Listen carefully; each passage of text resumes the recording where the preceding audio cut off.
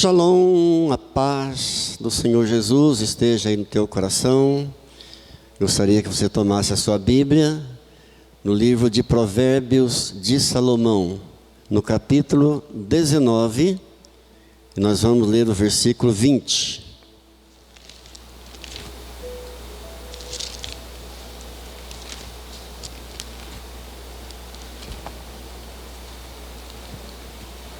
Provérbios 19, verso 20, diz assim a palavra de Deus: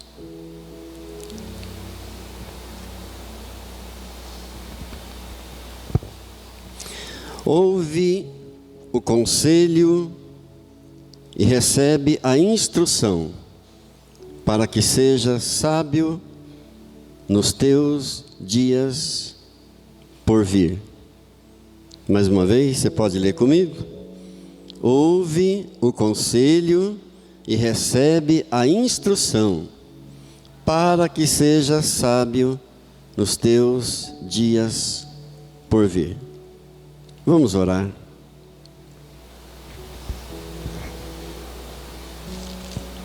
Querido Deus, querido Pai,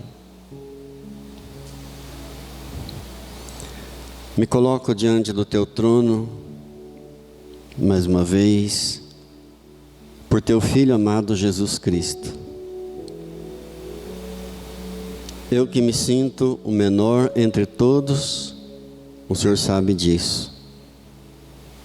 Eu, o mais pecador de todos, o Senhor sabe. Mas estou aqui porque eu creio no teu amor, no teu perdão, na tua bondade e na tua misericórdia.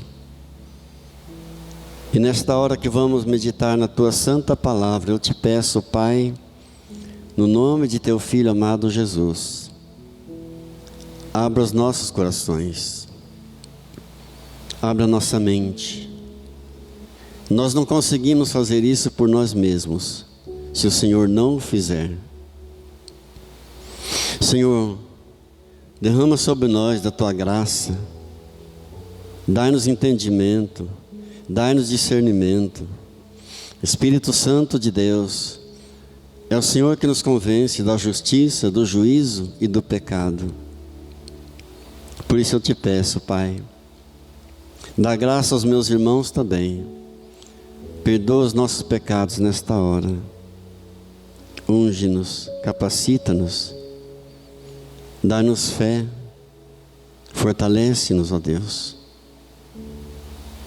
Nos quebrantamos na tua presença e declaramos a nossa dependência total e completa do Senhor. Ajuda-nos, ó Deus, ajuda-nos em nossas fraquezas, ajuda-nos em nossa falta de fé e nos abençoa, em nome de Jesus, amém. Amém. Eu quero apresentar para você nesta manhã alguns conselhos de Deus, olhando para a Bíblia, claro, olhando para a palavra de Deus, não poderia ser diferente disso. Eu quero apresentar alguns conselhos bíblicos que são maravilhosos. Mas primeiro eu preciso saber, quantos aqui gostariam de receber conselhos da parte de Deus? Amém? Quem não gostaria, não é verdade?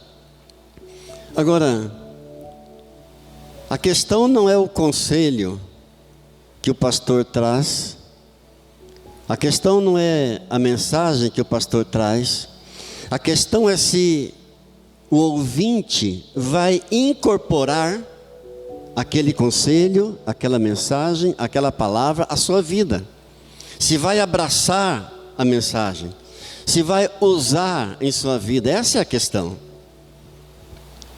Às vezes as pessoas dizem: puxa, a mensagem foi boa, a mensagem foi muito interessante, mas essa não é a questão.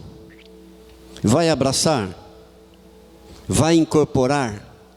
Vai colocá-la em prática? Porque a palavra de Deus, ela é prática, ou seja, ela está sempre em ação. Então você recebe e você aplica a palavra de Deus. Essa é a grandeza da Bíblia.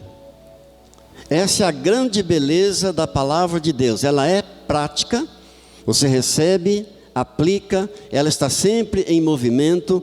A Bíblia não é um livro de letras mortas.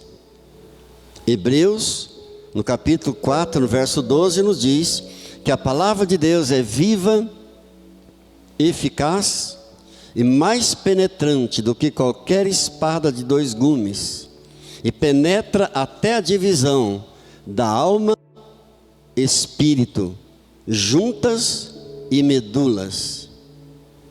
E ela é apta para discernir os pensamentos e os propósitos do coração. Só a palavra de Deus pode fazer isso. Qual outro livro é capaz de penetrar até a divisão de alma e espírito, de juntas e medulas? Nenhum outro. Amém, queridos? Você pode ler um livro hoje do melhor autor do mundo, o escritor mais renomado do mundo.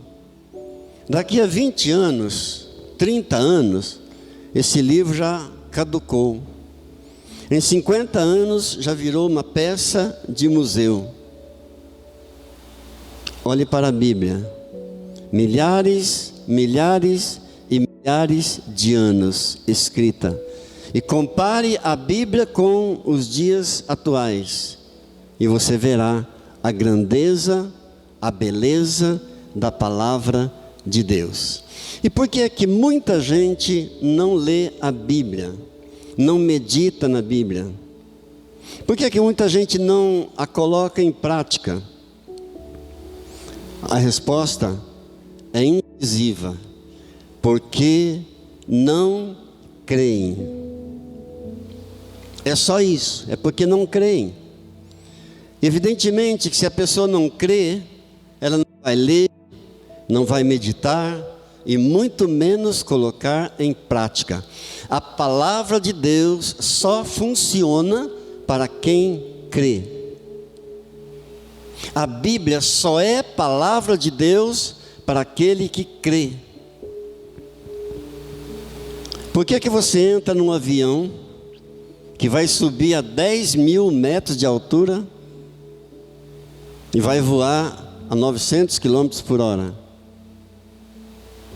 Porque você crê que aquele avião vai te levar ao teu destino. Por que você entra num ônibus? Porque você crê que aquele ônibus vai te levar ao teu destino.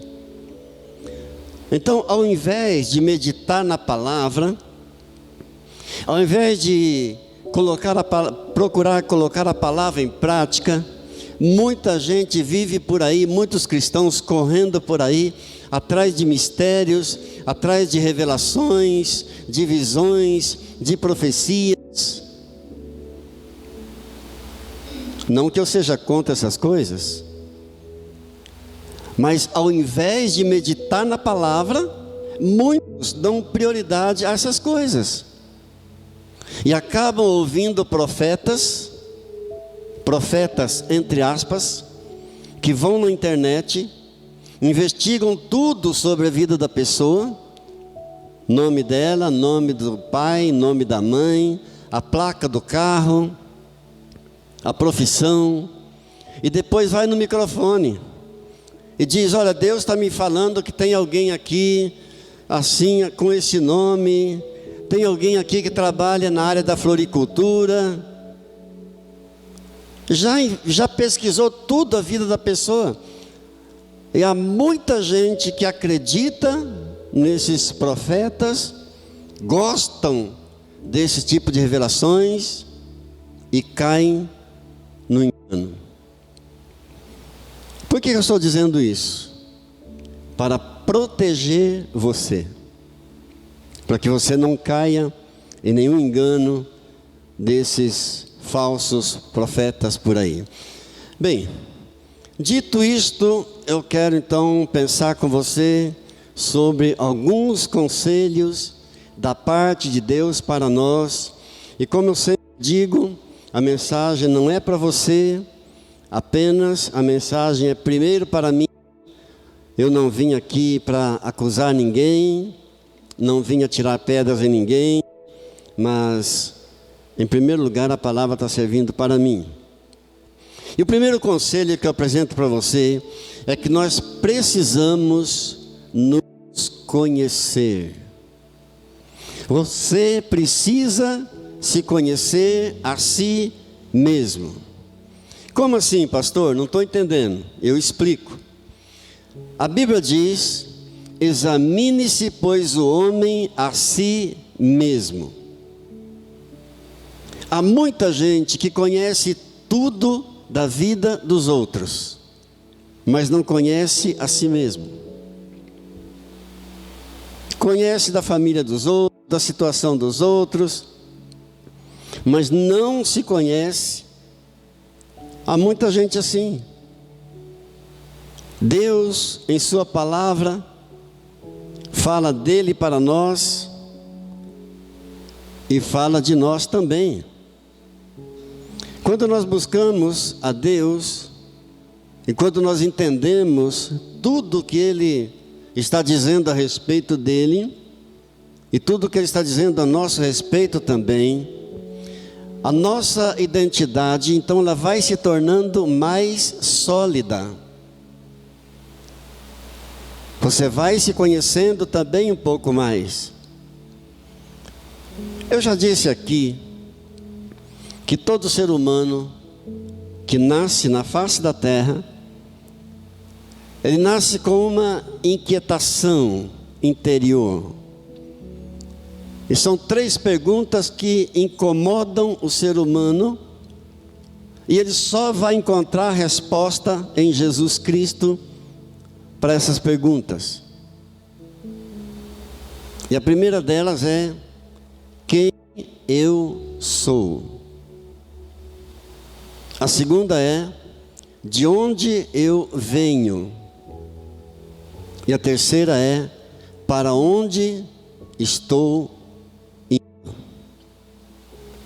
Essas 3 perguntas incomodam o ser humano a vida toda, até ele ter um encontro com o Senhor Jesus. Estávamos numa mesa de refeição recentemente,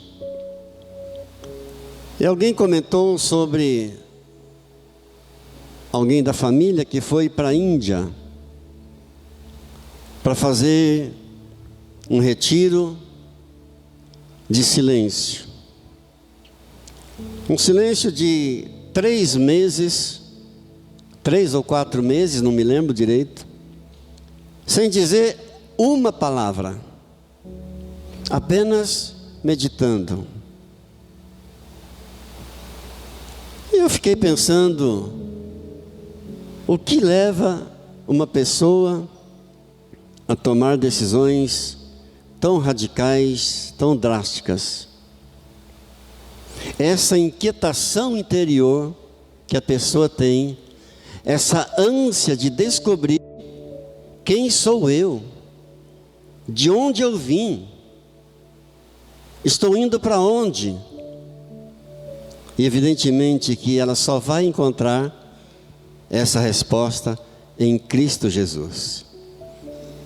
Você precisa se conhecer a si mesmo. Pastor, conhecer o quê? Conhecer suas limitações, as suas fraquezas, e também conhecer os seus talentos e aptidões.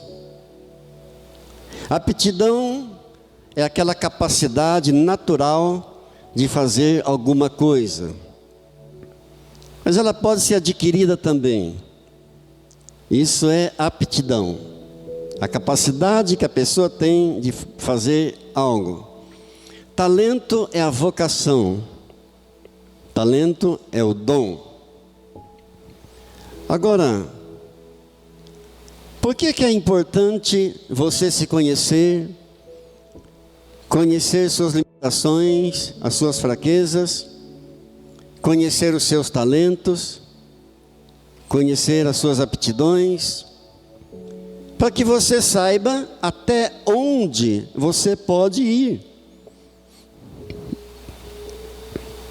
Para que você saiba aonde você pode pôr as mãos ou não.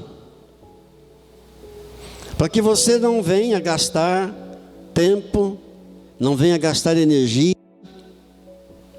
É muito importante a gente se conhecer. Eu vou trazer um exemplo bíblico disso para você que eu estou falando. Um personagem maravilhoso, um herói da fé, chamado Gideão. Gideão reconhecia as suas limitações, ele reconhecia as suas fraquezas, mas não reconhecia as suas aptidões e os seus talentos. No livro de Juízes, no capítulo 6, no verso 14, Deus diz assim para Gideão: Gideão, vai nessa tua força, você vai livrar Israel dos midianitas.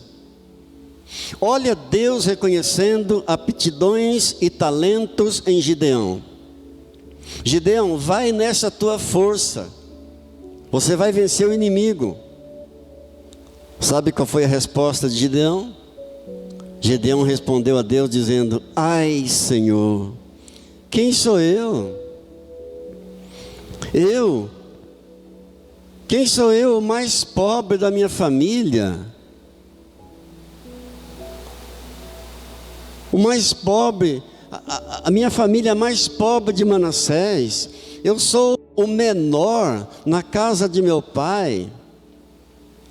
Ou seja, ele reconhece a sua fraqueza, reconhece a sua limitação, mas ele não reconhece as suas aptidões e seus talentos. No Salmo 40, no verso 17, o salmista diz assim: eu sou pobre e necessitado, porém o Senhor cuida de mim. Ele está dizendo: olha quem sou eu. Eu sou pobre, eu sou necessitado, mas também está reconhecendo os seus talentos e aptidões. O Senhor cuida de mim. Sou pobre, sou necessitado, mas não há problema nisso. Em um texto do primeiro livro de Samuel, no capítulo 17, do verso 33 ao verso 40,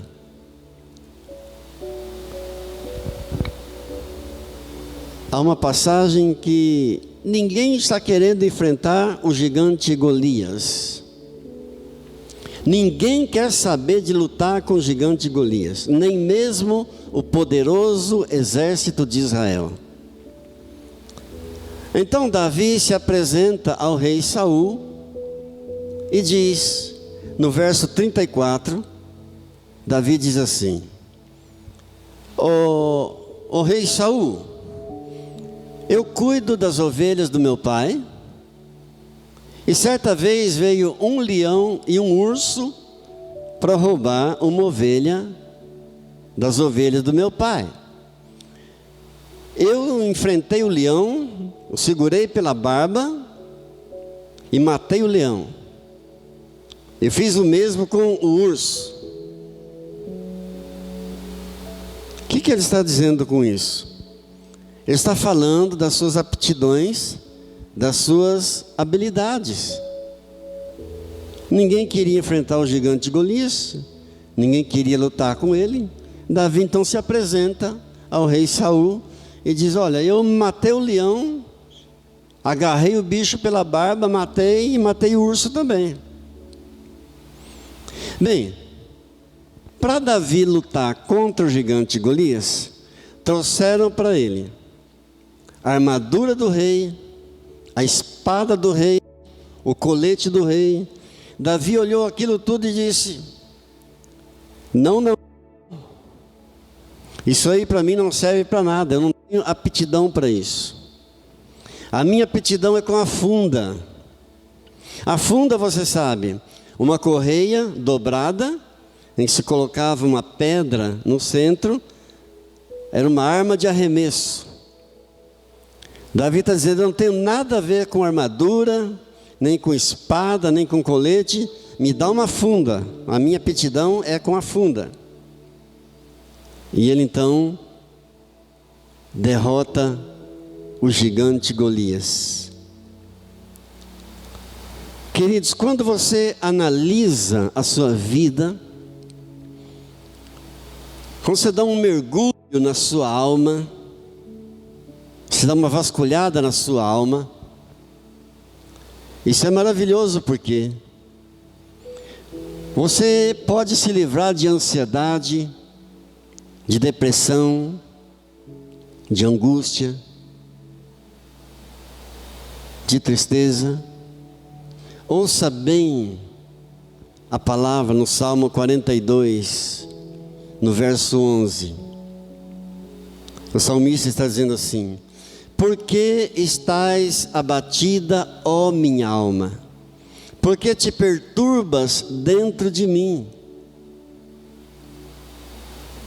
Ele está olhando para dentro de si, olhando para a sua alma, percebendo que a sua alma está angustiada, está triste. Por que está abatida, ó minha alma? Em outras palavras, está dizendo, por que eu estou triste? Por que eu estou angustiado? Por que eu estou perturbado? Ansioso? E a resposta é, espera em Deus, pois ainda o louvarei. E ele saiu daquela situação, saiu daquela cova, saiu daquele buraco. Ele mesmo traz a resposta em seguida: espera em Deus, pois ainda o louvarei. É maravilhoso. Muitas pessoas começam cursos, depois de 2 anos de curso, diz assim, eu acho que isso não é para mim. Não vai dar certo para mim. Depois de 2 anos de curso, gastou tempo, energia, gastou dinheiro, 2 anos perdidos. O que é que faltou? Faltou conhecer a si mesmo, faltou uma autoanálise de si mesmo, para se conhecer. Então, em primeiro lugar, o primeiro conselho da Bíblia, não estou falando de mim, eu estou trazendo aquilo que a palavra de Deus nos diz, o desejo de Deus para mim e para você, em primeiro lugar, que a gente se conheça, que você se conheça a você mesmo. Segundo conselho é procurar fazer sempre que o bem prevaleça sobre o mal. Que o bem prevaleça sobre o mal. Se alguém chegasse para você e dissesse que todo mundo tem um lado mau, você ia ficar bravo com essa pessoa, ou não? Todo mundo tem um ladinho mau. Eu vou provar na Bíblia para você. Eu vou ler Romanos, capítulo 7, verso 19. Olhando para o grande apóstolo Paulo, que diz assim: o bem que eu quero fazer, não faço, mas o mal que não quero, faço. Então descubro uma lei que está dentro de mim. Quero fazer o bem, mas o mal está comigo. Sabe quem está dizendo isso? Um dos grandes, dos 12 apóstolos de Jesus. O homem que foi elevado ao terceiro céu e voltou. O homem que escreveu a metade do Novo Testamento. Você conhece alguém assim? Você conhece alguém que já foi ao terceiro céu e voltou? Eu não conheço. Esse homem foi. Então esse tem bala na agulha para dizer: sejam meus imitadores, imitem a mim, porque eu estou imitando alguém. Esse pode dizer. É esse que está dizendo: o bem que eu quero fazer, não faço, mas o mal que não quero, faço. Então descubro uma lei que está dentro de mim, que eu quero fazer o bem, mas o mal está comigo.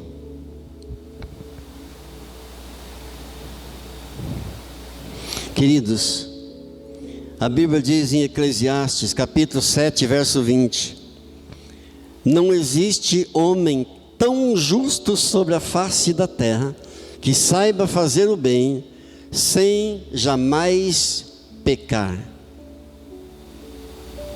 Não existe um sequer homem tão justo sobre toda a face da terra, que saiba fazer o bem, sem nunca cometer pecado algum. Em Romanos, Paulo continua dizendo, em Romanos 7, no verso 24: miserável homem que sou, quem me livrará do corpo desta morte? E ele vai concluir no 25, dizendo: dou graças a Deus por Jesus Cristo, nosso Senhor. Amém. Ou seja, a solução está em Jesus. Tudo termina em Jesus. Tudo aponta para Jesus. Tudo nos leva para Jesus. O mesmo apóstolo Paulo que diz: o bem que eu quero fazer, eu não faço. O mal que eu não quero fazer, eu faço. Ele diz: miserável homem que sou. Mas ele conclui dizendo: dou graças a Deus por Jesus Cristo, nosso Senhor. Ou seja, somente em Jesus Cristo você consegue vencer esse lado mal. Amém? E Paulo dá a receita. Ele dá a receita lá em Gálatas. A coisa não está solta. A coisa não está solta assim. Ele dá a receita em Gálatas, no capítulo 5, no verso 16 e 17, quando diz: digo, porém, andai no Espírito, e jamais satisfareis a concupiscência da carne, porque a carne milita contra o Espírito, e o Espírito milita contra a carne, porque são opostos entre si, para que não façais o que porventura seja do vosso querer. Ou seja, está dizendo, é uma guerra. O mesmo apóstolo Paulo, um dos grandes dos 12 de Jesus, um dos grandes dos 12 de Jesus, que foi ao terceiro céu, que escreveu metade do Novo Testamento, que diz que o bem que eu quero fazer eu não faço, o mal que eu não quero fazer isso eu faço. Há uma lei dentro de mim que diz que o mal está comigo. Esse mesmo homem está dizendo: eu vos digo, porém, mas eu vos digo, andai no Espírito e jamais satisfareis a concupiscência da carne. Anda no Espírito e você não irá satisfazer as vontades da carne. Aleluia. Mas quero dizer ainda algo importante sobre fazer que o bem prevaleça sobre o mal. Parece fácil dizer, eu vou fazer o bem. Parece simples você dizer assim: não, eu vou fazer com que o bem prevaleça sobre o mal. Eu vou praticar o bem. Não é tão simples. Existem algumas leis que regulam essa questão de fazer o bem e de fazer com que o bem prevaleça sobre o mal. Algumas leis que envolvem isso. E a primeira das leis é a lei da reciprocidade, que está lá em Mateus, no capítulo 7, no verso 12, quando Jesus diz assim: tudo o que quereis que os homens vos façam, fazei vós também a eles. Tudo o que você quer que os outros façam para você, faça também você para os outros. Porque esta é a lei e os profetas. É nisso que consiste toda a palavra de Deus. Tudo o que você quer que os homens vos façam, fazei vós também a eles. Você quer o bem? Você quer receber o bem? Então faça o bem. A lei da reciprocidade. Uma segunda lei que envolve essa questão de fazer o bem é a lei da semeadura. Lá em Gálatas, no capítulo 6, no verso 9, a Bíblia diz assim: não nos cansemos de fazer o bem, porque a seu tempo ceifaremos, se não desfalecermos. Não cansemos de fazer o bem, porque a seu tempo ceifaremos, colheremos, se não desfalecermos, se permanecermos firmes, se formos perseverantes, se não desfalecermos.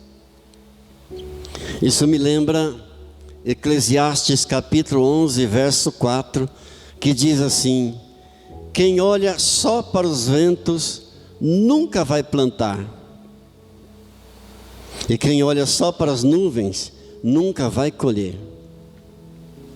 Quem olha só para os ventos diz assim: ah, não vou plantar não, o vento vai levar a minha semente embora. Quem olha só para as nuvens diz assim: ah, eu não vou colher não, olha a chuva, está vindo chuva, não vai dar certo. Pode alguém desejar colher o bem plantando só o mal? Você acha que é possível alguém desejar, querer só o bem, praticando só o mal? Evidentemente que não. Então, primeira lei da reciprocidade, segunda lei da semeadura, há uma outra lei, a lei da recompensa. Lá em Efésios capítulo 6, verso 8, que diz assim: certo de que cada um, se fizer alguma coisa boa, receberá isso outra vez do Senhor, quer seja servo, quer seja livre. É certo que se alguém fizer alguma coisa boa, receberá isso outra vez do Senhor. Não é de homens. Nunca faça o bem esperando receber de pessoas alguma coisa. Faça o bem, mas é do Senhor que você vai receber outra vez o bem. Diga graças a Deus. Não espere nada de pessoas. Faça o bem esperando do Senhor.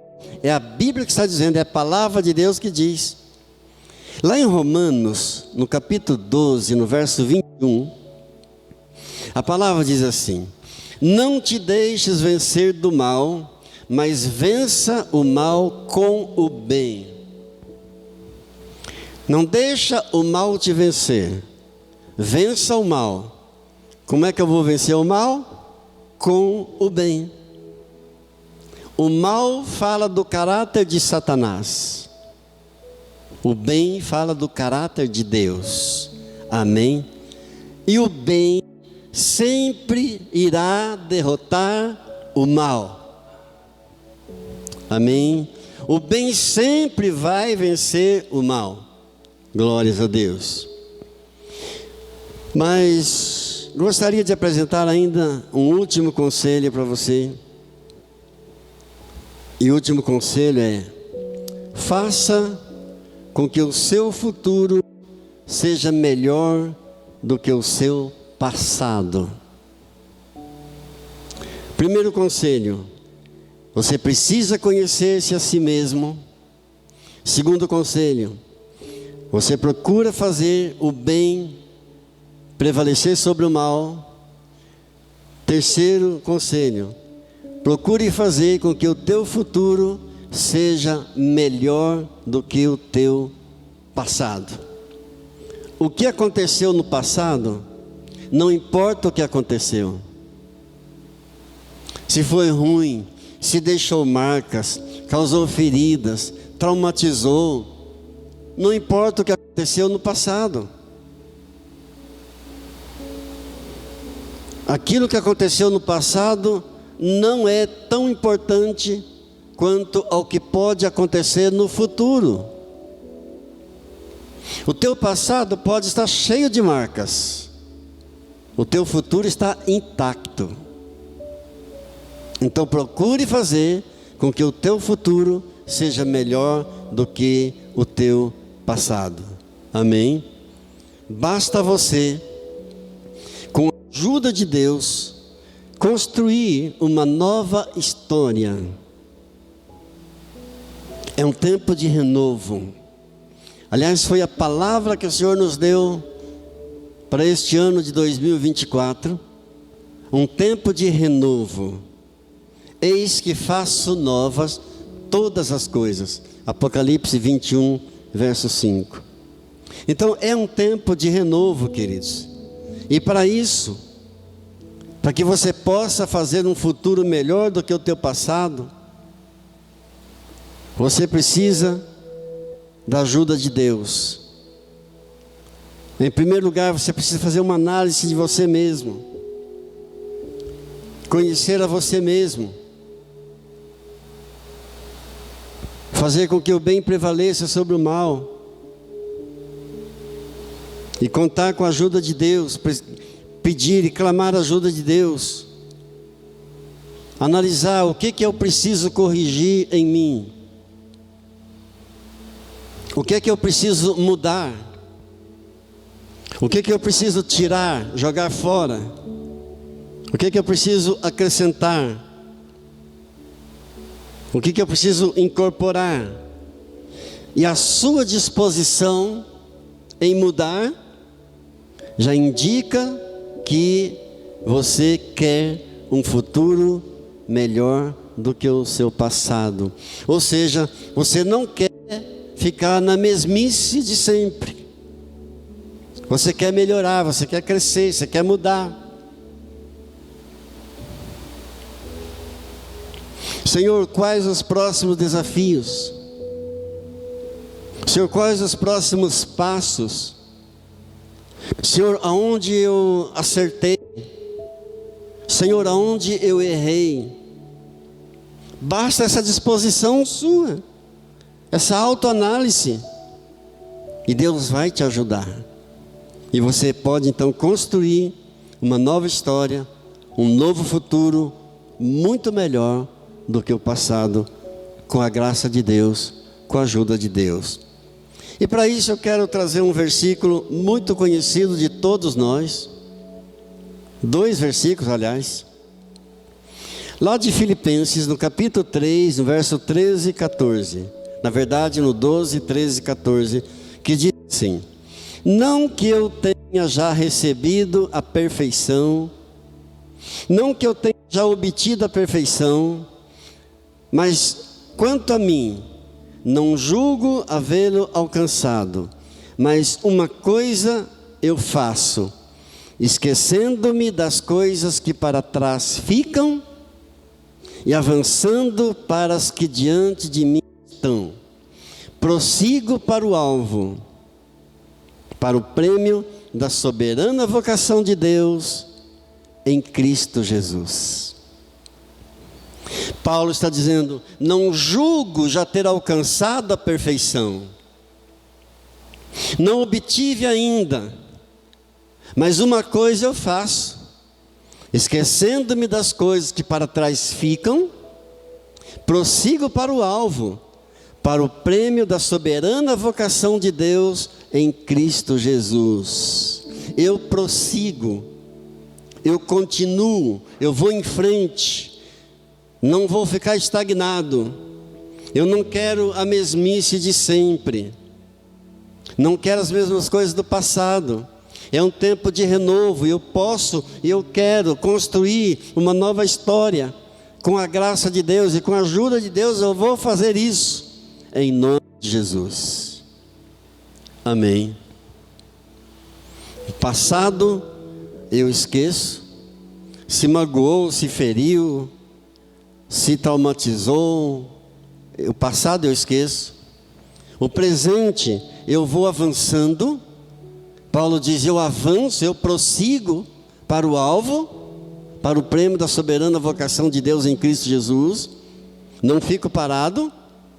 E o futuro, eu já estou vendo o meu alvo lá na frente, pela graça de Deus, pela misericórdia de Deus, já posso ver o meu alvo lá na frente, em nome de Jesus. Já posso ver o meu ideal, em nome de Jesus. Amém.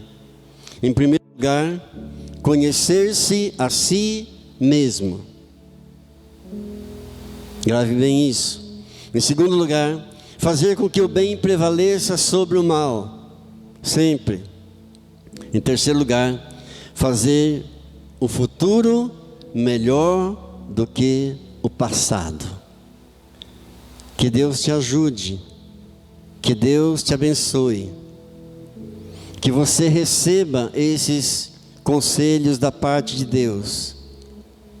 Você leu comigo Provérbios 19:20, que disse: ouve o conselho, ouve e recebe a instrução, para que seja sábio nos teus dias por vir. Que o Senhor te abençoe e te guarde. Que o Senhor faça resplandecer o rosto sobre ti e tenha misericórdia de ti. Que o Senhor sobre ti levante o rosto e te dê shalom, a paz. Amém? Aplauda ao Senhor, Ele é digno de glória. Amém. Amém. Este é o momento mais sublime do culto. O momento de comermos da carne do Cordeiro e bebermos do sangue do Cordeiro. Você que está em casa pode preparar o teu pedacinho de pão, teu suco de uva, porque a mesma unção que está aqui estará com você também aí. A unção não tem distância, a unção não tem barreiras. O poder de Deus não tem limites. Amém? Pai Santo, Pai querido, muito obrigado por mais uma oportunidade de participarmos desse momento tão sublime, tão santo, tão esperado por nós. Muito obrigado, Deus, pelo privilégio de participarmos da ceia do Senhor, de comermos da carne do Cordeiro e bebermos do sangue do Cordeiro, simbolizados no pão e no vinho. Porque eu recebi do Senhor o que também vos entreguei, que o Senhor Jesus na noite foi traído, na noite foi entregue, e tomou do pão e abençoou, dando graças a Deus, partiu o pão e distribuiu, dizendo: tomai e comei dele todos, isto é o meu corpo que é dado por vós. E semelhantemente, após cear, ele tomou também do cálice, dizendo: este é o cálice da nova aliança no meu sangue. Fazei isso em memória de mim. Porque todas as vezes que vocês comerem deste pão, e todas as vezes que vocês beberem deste cálice, vocês estarão anunciando a morte do Senhor, até que Ele venha. Amém. Até que Jesus venha, a igreja do Senhor em toda a face da terra estará fazendo isso, porque é uma ordenança bíblica da parte do Senhor Jesus. Não é coisa de homem, é coisa de Deus. Amém. Por isso, nós vamos orar agora consagrando os elementos da ceia. E nós vamos fazer uma análise de nós mesmos, pedindo perdão ao Senhor de algum pecado que ainda não foi confessado, para que possamos então participar com dignidade em nome de Jesus. Pai, em nome de Jesus, eu consagro a Ti este pão, simbolizando o corpo do Teu amado Filho Jesus, que pagou o preço do nosso pecado, morrendo naquela rude cruz, no meu lugar. Senhor Jesus, não tenho palavras para Te agradecer, apenas Te louvo e entrego todo o meu ser a Ti, nesta hora, como gratidão por tudo que fizeste e ainda faz por mim. Amém. Pai, consagramos a Ti o vinho, simbolizando o sangue do Teu Filho, que foi derramado ali no madeiro, em amor a cada um de nós. E nós somos gratos, Senhor, por todo esse ato de amor, Senhor, que o Senhor fez para conosco, Senhor.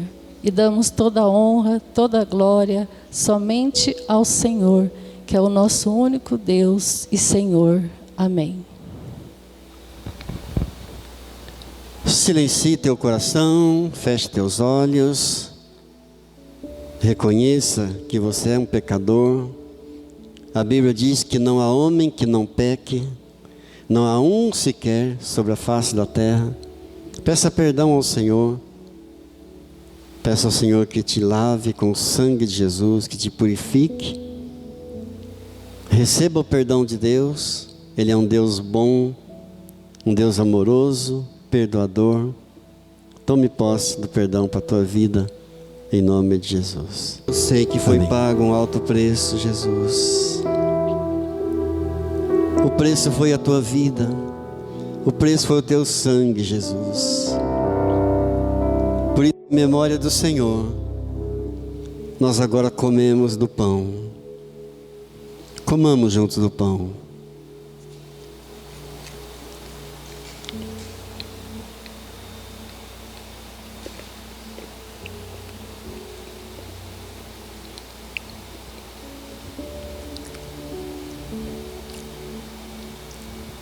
Sabemos que foi pago um alto preço, Jesus. O preço foi a tua vida, o teu sangue. Por isso, em memória de Jesus, bebamos juntos do cálice nesta hora.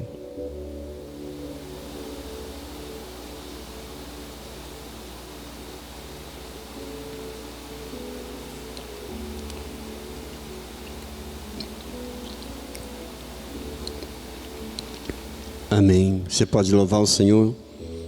Erga suas mãos para Ele. Senhor, nós te damos graças. Nós não somos dignos, mas o teu amor nos constrange. Graças por tudo, Senhor. Graças por teu perdão. Graças pela vida. Graças pelo Calvário. Muito obrigado, Jesus. Amém. Que Deus te abençoe.